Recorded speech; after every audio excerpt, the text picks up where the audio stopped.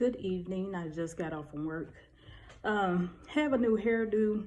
I've been having this hairdo for about 3-4 weeks now. And I've been meaning to record, but I haven't. You can see the little new growth. And it's amazing because I meant to record when this was fresh so it can look fabulous. But life has been life, and I have said I've been trying to deal with my depression. Medication I'm on, when I take it, it makes me sleep a lot. So I've been trying to deal with it some kind of way. But it's funny that I'm recording now because hopefully by next week or the end of this week, I'm getting this stuff out. It is heavy. Like, I wanted these braids. They're pretty. I like them. But this is like the 4th time in my lifespan that I have worn braids. So this junk was heavy.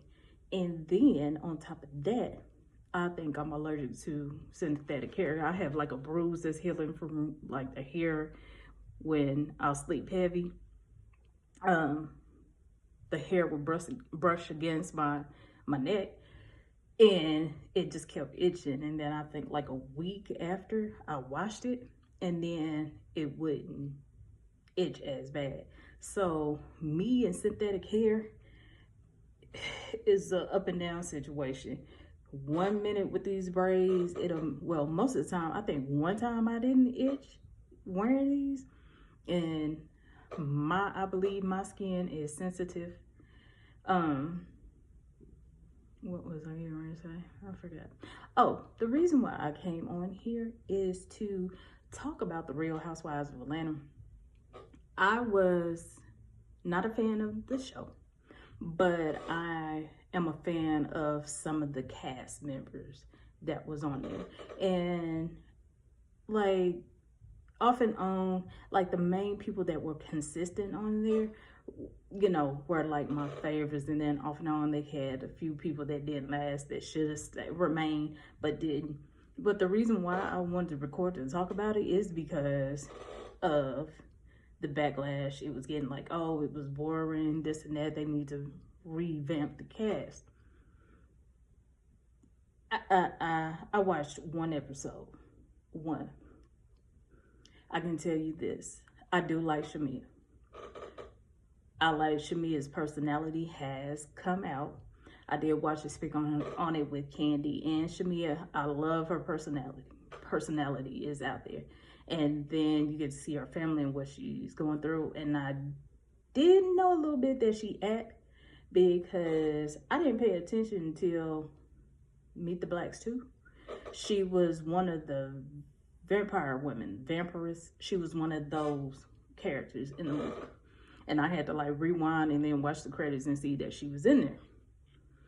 And then when they did one of her confessionals, she did that whole monologue talking about how she met her husband, and that was like reality TV gold right there.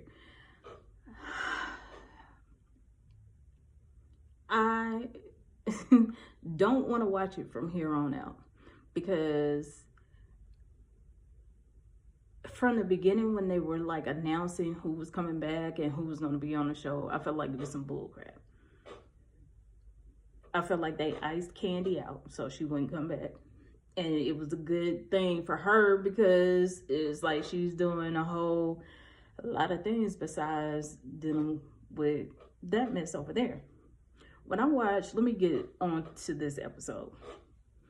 When I finally watched the first episode,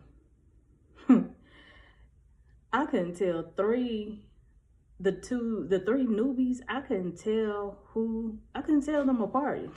All the surgeries look alike. The surgeries look alike. I couldn't differentiate the 3 until the end. Kelly is the only standout person out of the 3 new girls. And I think it's Kelly, Britt, and Angie. I think. See, this is how much I'm not paying attention. I can tell you that all 3 of them look like the same person to me until the end. Because I noticed Kelly was shorter, and then I seen more of her personality at the end. So I was like, oh, finally, that's Kelly.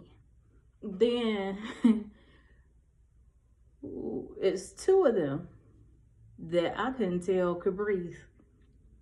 I couldn't tell if they could breathe or not. So sorry.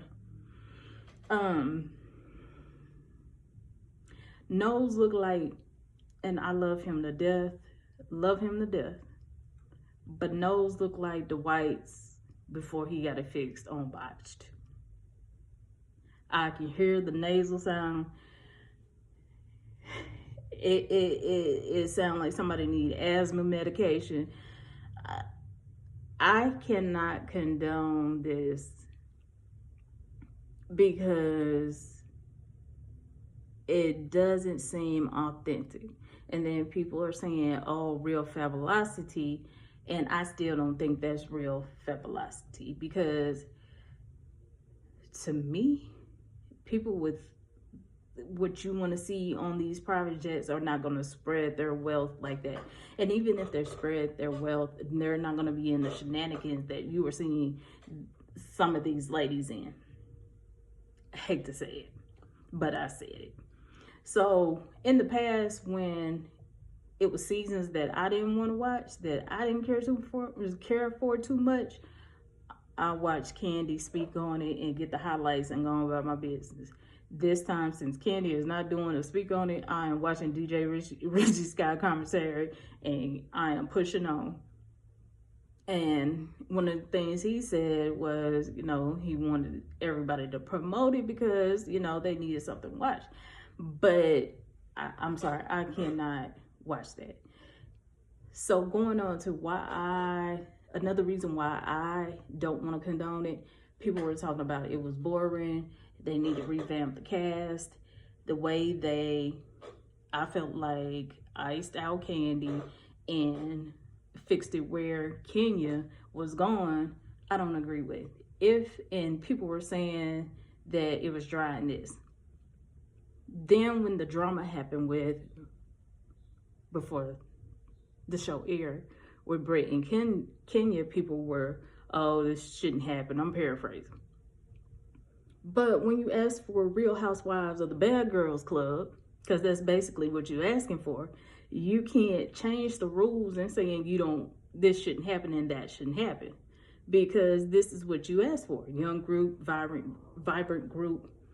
But in my opinion, if production did not want Kenya and Candy, as for the ultimate Sweet 16 season, they should have just let them come in, and I think Candy would have just left, but they should have let them come in for the Sweet 16, especially with Candy being the longest running one. Let her, Kenya, Cynthia come in, since they were the last standing consistent cast members on the show, and usher in a new group, and they can let it do what it do after that, because I really don't think that these ladies can carry the show. As far as Shamia, at this point, I think her personality can carry her show on her own without them. I think she really needs her own show, and I think she can carry how she wants it seen, directed, especially when it was in a way that her husband didn't want to even come on the show. They could both fix it how they want to give their real life and give what they want to be seen without the drama. Because other than that, I think we're really going to see what's going on behind the scenes with her and Portia. I don't think her and Portia should be going at it when, yes, Portia was supposed to come back and be the lead of the show. But with her marital situation, she really couldn't come as the focal point of the show. I mean, all her business was being strung out on the internet by me watching other people's commentary on what was in the blogs with her and Simon. And then on top of that, I'm gonna just have to say this. Portia came in when it was soft and sweet for her, because she knew she couldn't come in when the rest of them were there, when they were going to tag her about that Simon situation. And then it's like, when somebody, that one episode, when somebody, I think it was Kelly, mentioned her and Simon, then that was stifled. That was hush hush. I want to see her get it. I'm sorry. Like, that's not, I don't think she should be dogged out about it, but somebody should say something, and she should answer it. Like, whatever her answer is, or if she received media training on what to say, if somebody comes at her about it and it shouldn't look rehearsed, and they went over what should be said and when should be said, when she's asked questions, I don't think that it should be covered up, because this was all in vlogs. Everybody knows, mostly everyone knows what went on. So why should we buy it? Because this is the entertainment that I want to see, because this was already played out. So I had to voice my opinion on it. It's not going to be long. This is going to be real short, because I can't think of anything else right now. But I had to say my piece. I really don't think that the Atlanta Housewives show is really going to continue. If it does, to me, it's going to be like seasons of Walking Dead after Carl died. Because to me, Candy and Kenya together is Carl. Once you lose them, it's just the storyline gone. The storyline is just gone.